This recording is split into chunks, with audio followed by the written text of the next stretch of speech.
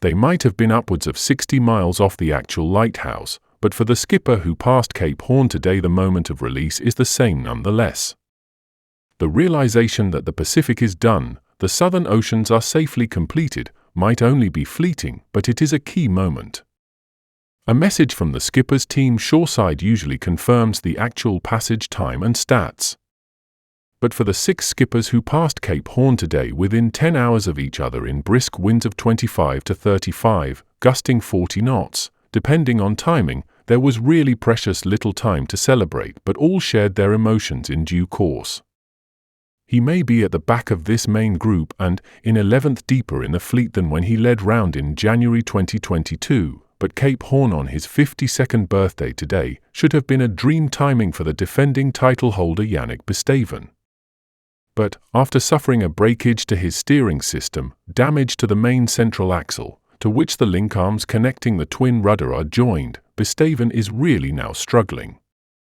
Close to tears, the popular skipper who won the last edition of the race admitted he and his La Rochelle team are fighting to find a solution to keep him in the race.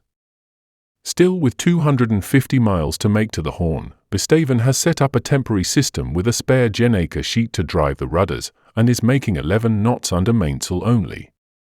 He grimaced, "I'm working with my team to see what we can do. For sure I can't get back up the whole Atlantic like this. Cape Horn is not the finish line, it's just the end of the Southern Ocean. I need my boat in a good enough state to get back to Les Sables. My idea would be to find shelter in the islands at Cape Horn, and then see what's possible, whether I can repair it myself, or to stop at Ushuaia. I really don't know. For sure I'm not able to chase the leaders anymore. Margins at the Horn between the boats have been slender. Jeremy Bayou, Sharrell, and Nico Lundven, Holcim PRB, crossed just 15 minutes apart in 5th and 6th places respectively. Bayou is some 10 hours and 38 minutes behind 4th-placed Ruyant. Then some 6 hours and 19 minutes behind Lundven, who was his navigator on the ocean race. Germany's Boris Herrmann, Malaysia Sea Explorer, completed the 7th rounding of Cape Horn of his sailing career by pipping Paul Mailhat, Biotham, to 7th place by just 31 seconds. Briton Sam Goodchild went round in 9th place on Vulnerable. It is his first time solo, and the second of his career after racing on Holcim PRB in the ocean race. It feels great. It is the 5th time I have set out hoping to get to the Horn, and the 2nd time I've made it. Smiled Goodchild, who made unsuccessful Trophy Jules Verne attempts with Sir Debo and Spindrift. Meanwhile, at the front of the fleet, the 2 leaders are making good progress up the South Atlantic. Johan Richim, Patrick Arkia, leads Charlie Daylin, Massif Santi Prevoyance, by 130 miles this afternoon. They face an imminent strategic choice: how to deal with the semi-stationary cold front at Cabo Frio. He said, "It has been quite intense since Cape Horn, with lot of wind changes, sail changes. It has been pretty full on. The options I have with this front, there are mainly 2 options. Either you stick with the rum line and try to make the best of it with what you get with the front, which is quite active at Rio de Janeiro, or you go round to the east and you try to shoot the center of the high and use the shift as much as you can. It is a tough decision to make, and I'll have to make that tomorrow morning with some new weather files. The center of the high does not look too strong, so there might not be too much option than the rum line." Following observers' questions whether Daylin's boat is at full capacity, Richim responded, "I am not sure Charlie has got any problems. The situations have looked pretty normal to me. He has been catching up, and I have been putting some miles on him related to the weather. There is some logic regarding the weather, and so that makes sense. I am pretty sure he is at pretty much 100%. Do I feel lucky? Yes, I do feel lucky to have had the right weather pattern around me, every time, to keep on moving forward, and to keep on putting miles on the other. But it is definitely intense sailing, and it is not all to do with the weather. Right now, if I were a battery, what charge would I read? Well, this morning I would have been at about 20% probably, and this afternoon 50%, after some sleep. But it is very intense sailing in this race. It is very tiring after 50 days at sea. I'll try and get some rest tonight. And in Melbourne, Australia, Pip Hare received a warm, empathetic welcome from ocean racing fans and supporters when she docked today after sailing nearly 800 miles under jury rig since dismasting 2 weeks ago. Hello everyone, all the best from Malaysia in the Southern Ocean. 57 degrees south and 67 degrees west. Some of you know this is very close to Cape Horn. We're actually right now passing the longitude of Cape Horn. It is December 28th, 2024. The 24 Vendee Globe at 10:30 UTC. And with this, we're exiting the Pacific Ocean, transiting into the Atlantic, passing the third of the three big capes after Cape of Good Hope, Cape Lewin, and Cape Horn. This marks the transition, the passage through an entire hemisphere and ocean. It is a few weeks ago that we have entered the Southern Ocean, and we have since then circumnavigated entirely Antarctica. We are now, for the first time, heading north, and I say that with tremendous relief and gratitude to the boat, the ocean, the winds, the team that have prepared the boat, everyone who supports us and follows us. Thank you for letting us through this hostile wilderness where we are very exposed if anything was to happen. We are very far away from everything and everyone and every possibility of support or assistance. And right now we are just coming back into the civilization, and I see this really with great relief. And I'm waiting impatiently for the end of the strong wind that I'm still feeling right now as we speak. The strong wind is funneled by the Andes, the mountains of the Andes, and coming in with aggressive gusts of over 30 knots here, hitting us in a very difficult sea state as well. We will have kind of a shadow of South America later today, and wind ebbing off, and that means for me the transition will materialize in my living conditions, which are very complicated at the moment, and that for me should be the sign for a little break, 24 hours of lighter wind conditions, where that are needed, and that I'm very much looking for. And it's needed because then the South Atlantic will demand us a lot. It was two big low pressures, storms. It will be very complicated the next 2 weeks going north, mostly upwind. It feels like a slap in the face, this forecast. It's like, haha, you think you have done the worst, but now here we show you what can come. The South Atlantic can be really, really nasty. We have seen that in the last ocean race. So I need to prepare myself mentally for the next big mountain to come over.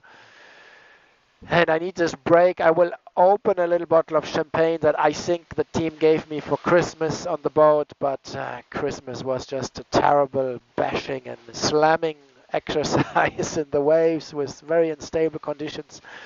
So not much of Christmas this year, and this little break hopefully in the next 24 hours coming up, and then we make our way north to the Falklands and further onwards into the challenging conditions we expect starting from tomorrow evening.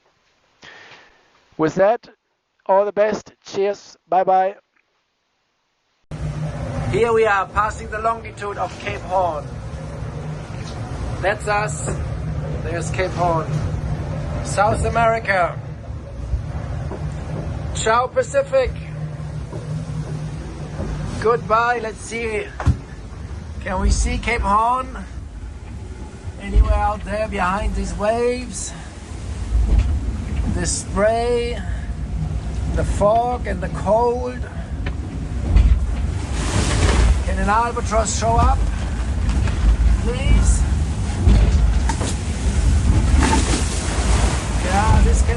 over. This is enough. Enough rattling and jumping and bouncing and bashing and spraying. Permanent, relentless, cold. I'm fed up with that. I'm happy to leave this time. It has been okay. It has been good. But today I feel I'm ready for something new. Stop all this fog for weeks. This cold wetness. Not being able to see anything. Not much at least. So this is already the Atlantic. Hello.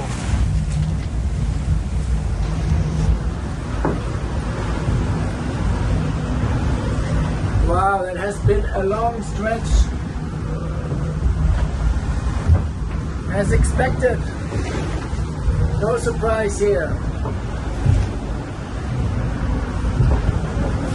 Talk later. Bye bye. Thank you. Ciao. Hey, have a look at this. That green line there is the longitude of Cape Horn. That little big boat is us.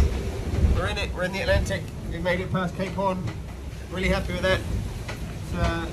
It's been a long 10,000 miles of Southern Ocean. Winds should start dropping off now. We can't see Cape Horn. It's 70 miles to the north of us. It's a bit of a shame. We're really happy to have made it this far and have the boat in good shape in one piece. So thanks a lot to the team. Thanks to everyone.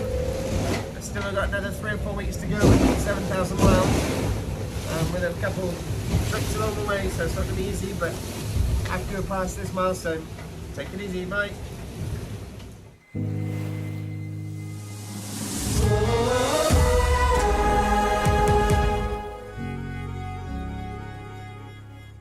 Putain, j'ai cassé mon hook, cassé le hook, c'est-à-dire cassé la tirette qui sert à bloquer le chariot dans le mât. Voilà, donc là j'ai tout affalé et je viens de passer, je sais pas, 2 heures, j'ai dû remplacer le chariot. En fait, celui que j'avais, il avait pas le système de hook de secours. Donc j'ai dû le remplacer, donc monter, enlever la porte, changer le chariot, refaire les lashings, enfin un bordel les gars. Un bordel. Normalement c'est bon. Je vais checker voir si ça marche. Et normalement c'est bon. Je sais pas si j'ai le droit de naviguer le mât seul comme ça avec le J0. Je crois pas. Mais bon. Voilà les amis, la pièce, tu vois, celle-là, c'est qu'elle a pas le système que j'ai sur celle de remplacement qui permet de hooker, c'est-à-dire de mettre ce doigt là que vous voyez dans le mât en tirant dessus. Parce que normalement ça se fait de l'intérieur du mât avec cette petite tirette là qui va dans le mât et elle est cassée. Normalement avec cette tirette, on ouvre une petite porte dans le mât et ce chariot sur lequel il y a la grand voile, clac, il s'enclenche. Il peut pas être pris juste sur la drisse. Sur nos bateaux, c'est pas possible. Et ça se coince dans le mât. Ensuite, on raisse un peu, on ferme la porte, on rentre le doigt, hop, et ça descend. C'est comme ça qu'on prend un riz. Quand on veut remonter un riz, on hisse, on ouvre la porte et clac, ce doigt vient s'enclencher dans la porte. Sauf que je ne peux plus ouvrir la porte parce que mon système est cassé. Donc je le fais avec un système extérieur, mais qui n'est pas monté sur ce chariot. Alors, il faut aller au pied de mât, c'est un peu chiant. Donc j'ai dû mettre celui que j'avais au secours qui a cette petite tirette extérieure. Normalement c'est bon, sauf que maintenant, chaque fois que je prendrai un riz, il faudra que j'aille devant pour activer à la main cette petite tirette. Ça va pas être simple. Voilà pour les infos de la nuit. Ciao.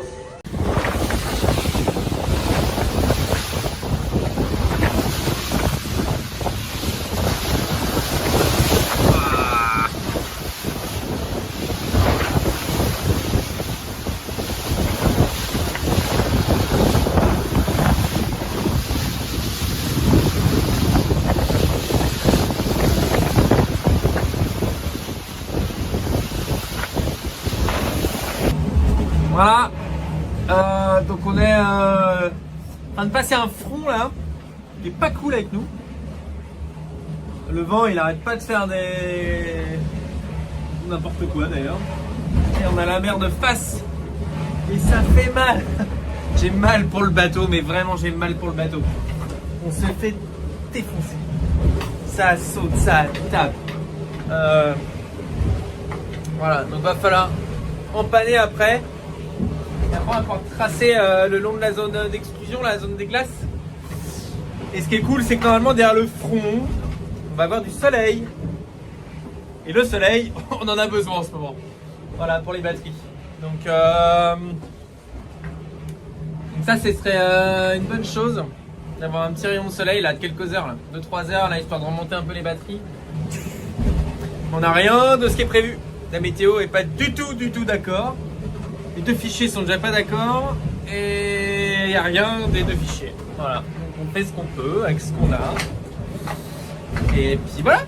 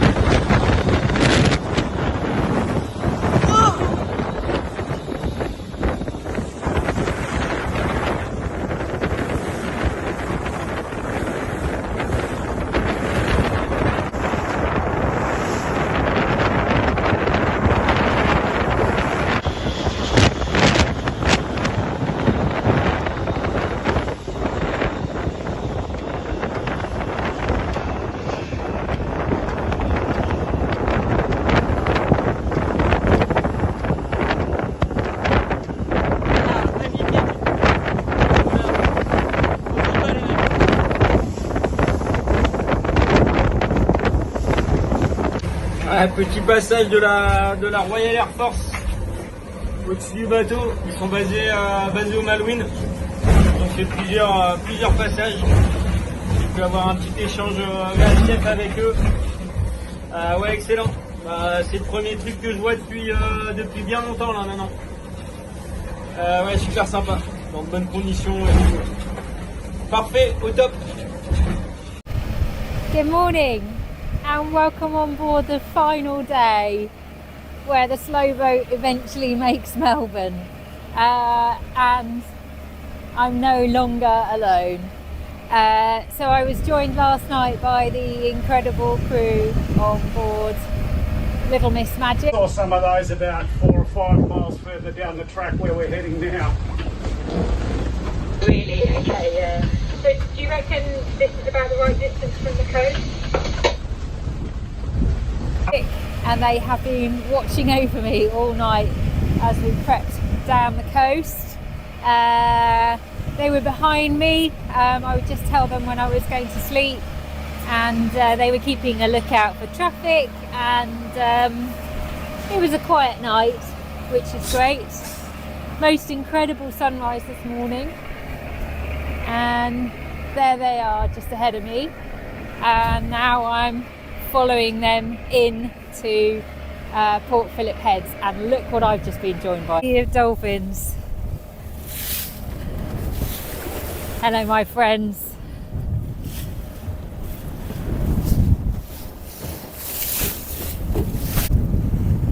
Well, they didn't stay very long.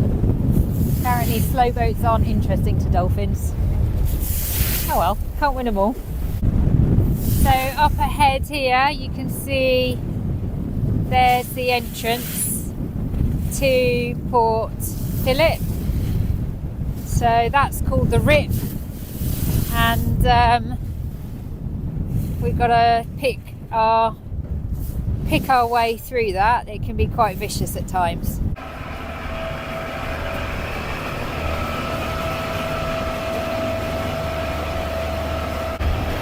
We're in through the heads now, and I just had a visit from border control. Very friendly they were. I pointed out I'm not sneaking into the country, and now we're just going down the south channel. You can see the markers ahead of me into the main bay that we need to go across to get to Melbourne.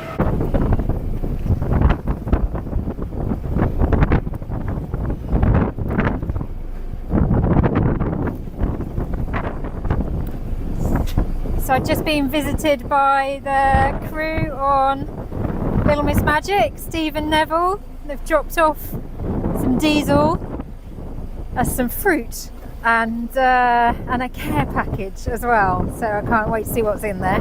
So I'm going to look in this bag first. Oh, this is exciting.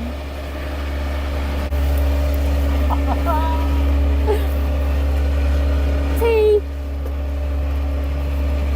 Baby wipes.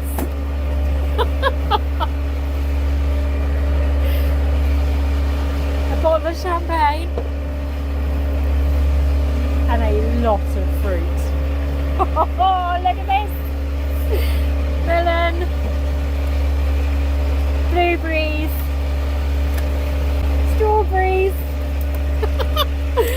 Raspberries. Oh man. Plums. Peaches. An orange. Oh, grapes. Oh, apricots.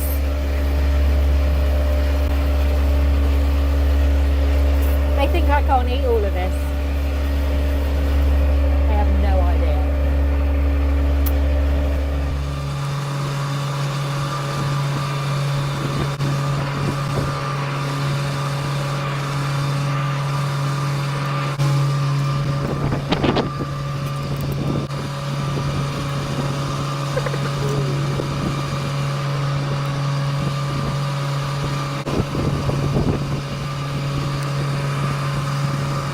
Joined by some visitors who were laying marks apparently for a regatta that's happening in the bay over there. Hello!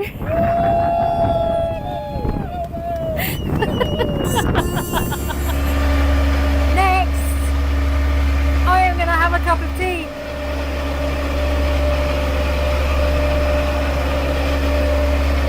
This is making me happy. I put the trysail up for old time's sake. The sun is shining, and this could be the best cup of tea in the world. So you can see the Melbourne city skyline behind me there. We're about 6 miles from the main channel, and I've been visited by the folks from the Sandringham Yacht Club over there. Come to say hi. There have been quite a few boats popping up to say hello as I cross the bay, which is amazing. It's just the most warm welcome you could possibly imagine. And there's little Miss Magic there, showing me the way. Hello, Melbourne.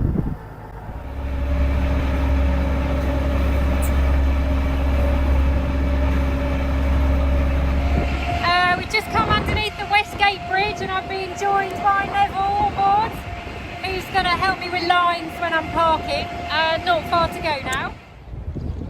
Tied up now in Melbourne City Marina, with the sun just setting behind me. And that's a wrap. No more slow boat. Let's go fast next time.